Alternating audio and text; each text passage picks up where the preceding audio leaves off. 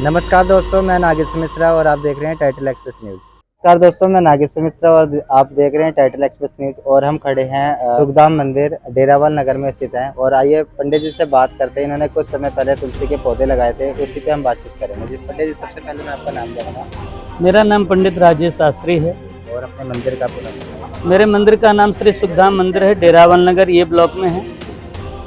ये सनातन धर्म से रिलेटेड जुड़े हुए सभी देवी देवता यहाँ विराजमान हैं। आज कुछ समय पूर्व 19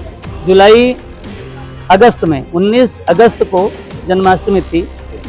उस समय पे तुलसी के पौधे का रोपण किया गया, जो कि इस पौधे को पहले भी चैनल पे आपने देखा भी होगा और जितने लोगों ने भी देखा हो। इस पौधे को लगाने का उद्देश्य एक ही था कि हरि प्रिया भगवान को सबसे प्रिय वस्तु तुलसी है।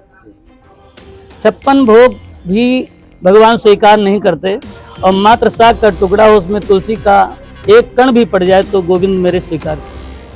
इस पौधे को लगाने के पीछे एक ही उद्देश्य है और एक ही संकेत है कि पूरा जनमानस निरोग्य हो, सबको भगवान की कृपा से निरोग्यता और प्रसन्नता बनी रहे।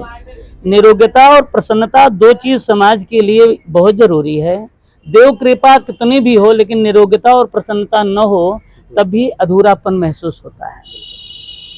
आज इस पौधे को आप देख रहे हैं बिल्कुल सामने, लगाए हुए मात्र 2 महीने से ज्यादा नहीं हुआ। ये जन्माष्टमी के समय में लगाया गया था। जन्माष्टमी के ही दिन लगाया था, जिस दिन जन्माष्टमी थी उसी दिन लगाया गया था। और इस पौधे के विकास को देख करके ऐसा महसूस होता है कि यहाँ पे जितने भी आगंतुक श्रद्धालु हैं, उन सबकी अटूट आस्था इस मंदिर से जुड़ी हुई है। आज तक का ये रिकॉर्ड रहा है कि इस मंदिर पे आने के बाद ये कोई नहीं अभी तक कंप्लेन आई। 20 साल मुझे यहाँ भी रहते हो गया, ये कोई नहीं कह पाया कि हम इस मंदिर में इस उद्देश्य से आए और मेरा ये उद्देश्य पूरा नहीं हुआ।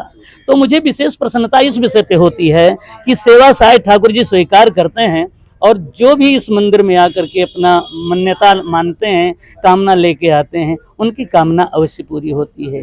और तुलसी को विशेष महत्व दर्जा दिया गया है कि जितने तीर्थ हैं संसार में, सारे तीर्थों में भ्रमण करना, सारे तीर्थों में परिक्रमा करना, सारे तीर्थों का एक प्रवास बनाना, जितना लाभ मिलता है। आज तो विशेष पर्व भी है, आज आंवला नवमी है। आज के दिन श्रीधाम अयोध्या में 14 कोस की परिक्रमा बिना पदत्राण के, जिसको कहते हैं बिना पादुका के, लोग नंगे पैर 14 कोस परिक्रमा करते हैं पूरे अयोध्या की। इस परिक्रमा के पीछे एक उद्देश्य है, एक लक्ष्य है कि जे तीर्थान प्रचंस्था निकंगिणा तेखागुम सहस्रयोजने बधनवानि तन्मसी। शुक्ल यजुर्वेद में इसका बड़ा महत्व है कि तीर्थों में भ्रमण करना, तीर्थों में प्रवास करना, तीर्थों की परिक्रमा करना, उस सारे तीर्थों के जो परिक्रमा करने का फल है।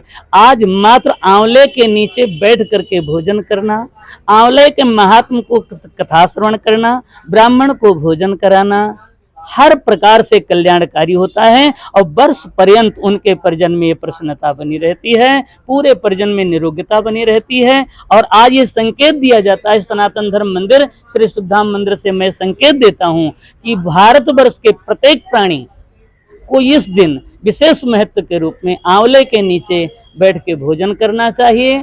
और भोजन करने के बाद संभव हो तो ब्राह्मण को भी भोजन कराना चाहिए। अपने सामर्थ्य के अनुसार उनको दक्षिणा आदि देनी चाहिए और उनसे प्रार्थना करना चाहिए, गोविंद स्वरूप परमात्मा ब्राह्मण देवता हमारे ऊपर आपकी अनुग्रह बने, आपका आशीर्वाद बने, हम सब निरोग्य हों, प्रसन्न हों, समाज और संसार, संतान और सनातन धर्म के उत्थान के लिए हम लोग नित्य प्रत जागरूक बने। इस भाव के साथ में तुलसी का रोपण किया गया था। और आज आंवला नवमी के अवसर पर समस्त देशवासियों को मैं हृदय से प्रार्थना करता हूं कि आंवला के पूजन का लाभ जो होता है, वो लाभ ये है कि आप सब निरोग्य रहें, प्रसन्न रहें, सदा स्वस्थ रहें। शुभकामना, मंगलमय प्रार्थना आप सबके लिए। बोलो वृंदावन बिहारी लाल की।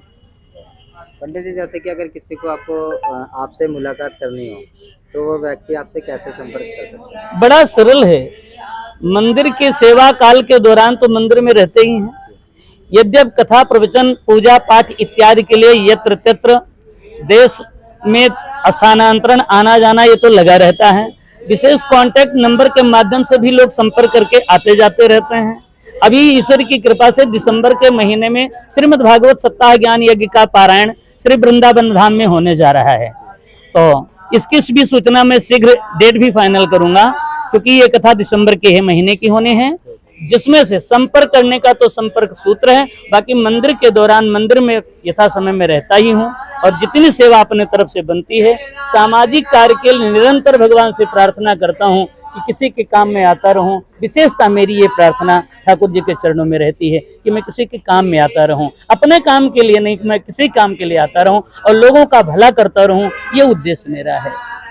दोस्तों हमारे इस एपिसोड में नीचे स्क्रॉल में नंबर चल रहे होंगे, अगर आपको पंडित जी से कांटेक्ट करना है तो आप नंबर पर कांटेक्ट कर सकते हैं। धन्यवाद।